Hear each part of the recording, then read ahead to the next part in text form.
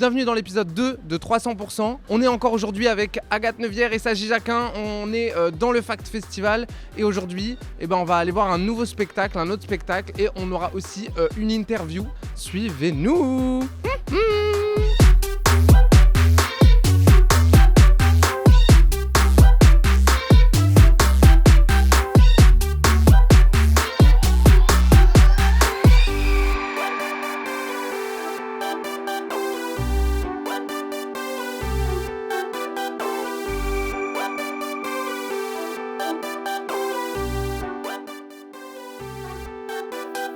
Là, il y a déjà la queue pour le spectacle parce qu'il y a vraiment... Oh là, je me suis accroché.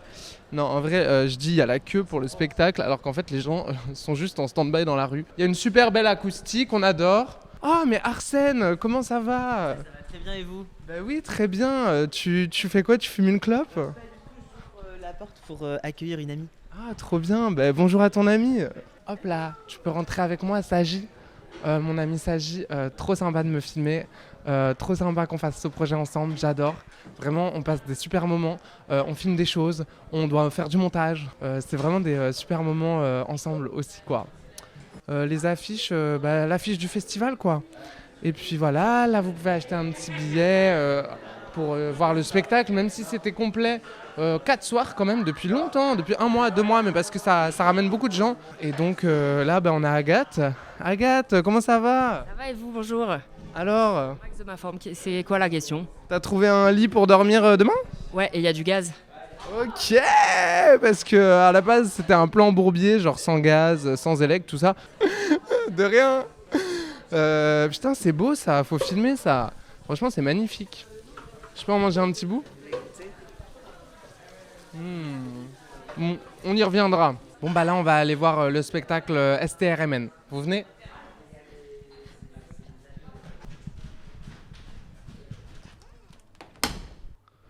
Allez, à tout à l'heure.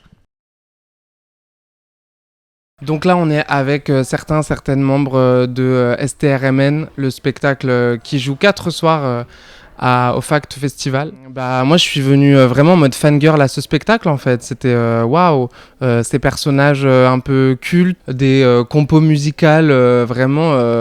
Je crois qu'elles ont été composées en 2032. Moi ça m'a foutu des étoiles dans les yeux en fait. Je me suis laissé porter, j'ai crié, j'ai chanté, voilà, j'étais pas la seule dans la salle. Donc je suis très content d'être avec Maëlle, Koji et Mia. Est-ce que vous voulez me raconter un petit peu qu'est-ce que vous jouez sur scène au Fact? Alors, sur scène au Fact, on joue une comédie musicale qu'on a réécrite et réadaptée. Mia et moi, on a globalement réécrit cette comédie musicale. On joue dedans et Maëlle joue dedans. C'est vrai.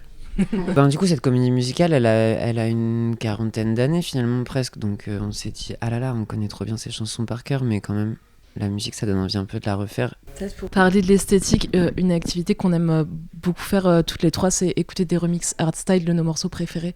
Et je pense que ça peut être une des influences de comment est-ce qu'on a réécrit STRMN. Les gens qui sont arrivés sur le projet, c'était un peu Koji et Mia qui ont imaginé un casting en faisant pas tant par rapport à ce que les gens savaient faire, ou alors un petit peu, mais aussi je sais pas, il y a des gens, on dirait, ils sont un peu les personnages qui jouent, ou alors ils adorent les jouer et ça se voit.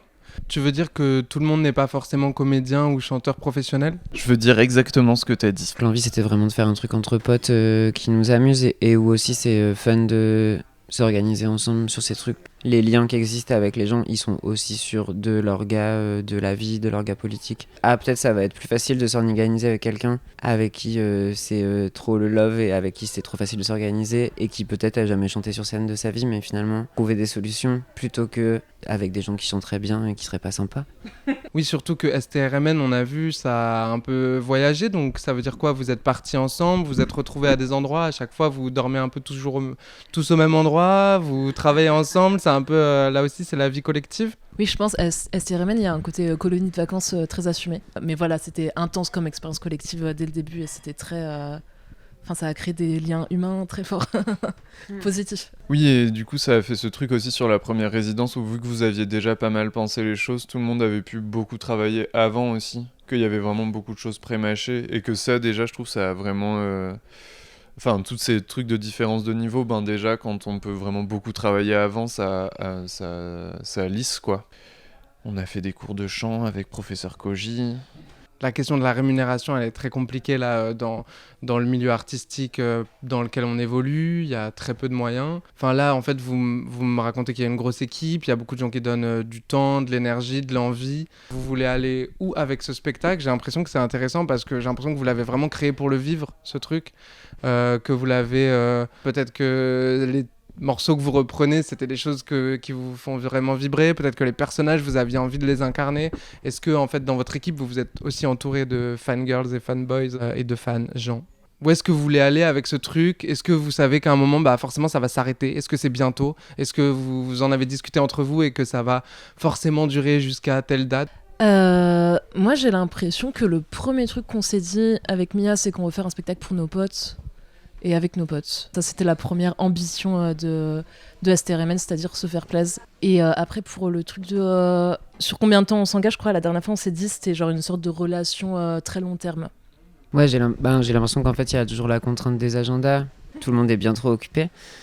Et du coup, c'est compliqué de caler des dates. Et du coup, j'ai l'impression qu'il y a vraiment eu un truc de « Ah, on s'aime trop fort, on a envie de faire ça longtemps. » Du coup, on se met pas la presse de jouer vite et partout, parce qu'en fait, on a eu plein de propositions de dates qui sont arrivées assez vite, parce que finalement, vu qu'on est 15, tout le monde a des potes dans chacune sa ville, vu qu'on est aussi éclaté dans plein de villes. Mais du coup, sur cette question de où est-ce qu'on veut l'emmener, j'ai l'impression que c'est un peu ambivalent, qu'il y a plein de questions qui se sont posées et que c'est pas si clair finalement. Mais je trouve ça très intéressant, cette histoire de relation très long terme avec un projet. Mais j'ai l'impression que c'est très rare en fait, que la plupart du temps on essaye de ok boum boum, on fait le projet, on l'écrit, on le machin, et puis à un moment bon, au bout de 2 ans on le jette à la poubelle et puis on passe au prochain. Et je trouve ça assez intéressant ce que ça crée, quoi. C'est moi qui fais des réponses comme ça, il n'y a pas de questions. Étant donné qu'on est 15 personnes pas payées, pour qui il faut trouver des dispos communes, c'est logique aussi qu'on se dise qu'on va tourner longtemps, parce qu'en fait sinon ça va être trop triste, on va genre jamais arriver à trouver de date et du coup juste je crois que ça va nous faire de la peine. Enfin, moi je l'envisage un peu comme ça. Il y a une bonne partie de la team qui a une pratique plus ou moins pro du monde du spectacle ou nanani, mais qu'en fait là on fait un truc de troupe amateur, dans le sens que en fait des troupes amateurs, genre les troupes de théâtre de village, en fait ils font ça, les gens c'est pas leur occupation principale dans la vie, et du coup ils montent une pièce et en fait ils la jouent pendant 6 ans dans les villages alentours et dans les fêtes de village et nanani, et qu'en fait ils s'en lassent pas parce que c'est leur loisir. Moi j'ai l'impression que c'est une sorte de loisir, mais sauf qu'on a un peu du mal à faire les choses à moitié et du coup on en fait des caisses. Pourquoi il y a autant de bruit? On fait une interview là, donc vous pouvez pas rentrer comme ça. Moi j'ai un planning très serré, j'ai 20 minutes. Bon, en fait, c'est l'interview suivante qui est en train de virer les... Oui, vous pouvez rester là, oui. Excusez-moi. Non, mais vous faites pas ça. Vous faites pas ça, merde. Écoutez, c'est vu avec votre relation presse. Ok, asseyez-vous. Apparemment ça n'a pas été très bien vu. Non, bah non, c'est pas très bien vu en fait. Vous faites pas ça avec nos invités. On a vu ça avec votre relation presse, d'accord ? Donc je suis désolé, on a 5 minutes de retard. C'est des choses qui arrivent, ok ? Il va falloir qu'on note mieux la prochaine Bon. fois. Je suis vraiment désolé, je suis navré. Bah moi je suis pas désolé du tout. Bon. Donc, on est avec 0 janvier, on est avec... Mais est-ce que ça va rester dans le fond, ça? C'est pas les petits là. Non, ça va pas le faire. On va... Non, excusez-moi. Écoutez, si vous voulez partir, partez en fait, d'accord ? Enfin, on va reprendre le cours normal de l'émission. Nous sommes avec... Excusez-moi, on peut parler l'un après l'autre, s'il vous plaît ? Merci beaucoup. Donc, nous sommes avec... Moi, c'est l'une par contre, l'une après l'autre. Nous sommes avec Yvan Joris, le candidat pour être président de l'Occident. Monsieur Yvan Joris, est-ce que vous pouvez nous parler de votre programme ? Bah c'est très simple, hein. Moi je le connais pas très bien, mais Zirktal le connaît super bien. Zirktal, sans langue de bois, c'est un programme de facho. Et ben en fait moi je suis un peu partagée, j'arrive pas. En fait des fois ça me parle, j'ai envie de donner sa place à Yvan Joris qui puisse parler. Sans langue de bois, sans langue de Alors bois. moi je pensais que je venais être interviewé, pas sur mon programme électoral, mais sur ma place dans la... Ça s'appelle un traquenard en fait. Non, on va vous interviewer sur le fond, d'accord. C'est génial. Ok. Et ben faut C'est vraiment assumer la première maintenant. fois que ça m'arrive. Bah oui, j'imagine bien. C'est sûr que ce sera pas chez Télé du Bagel que ça va arriver ça, Ça hein. n'arrivera pas chez Télé. Nous irons chercher. Je vois bien que ça passe toujours après. Vous n'êtes intéressé que par ma carrière politique, mais je pense qu'en fait, je suis un homme complet. Donc avec des choses en moins, certes, mais quand même. J'ai cette part artistique en moi et je voudrais qu'on en parle. Je suis gêné, je suis complètement gêné.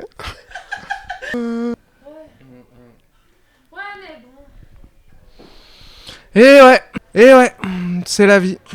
Tu veux nous poser des questions sur les personnages qui jouent dans la comédie musicale ? Non. Non, ok, on arrête. Et ouais, c'est ça la vie. Et c'est la fin de l'interview avec les membres de STRMN. 3, 4. Merci beaucoup d'avoir regardé ce programme. Rendez-vous demain pour la suite du Fact.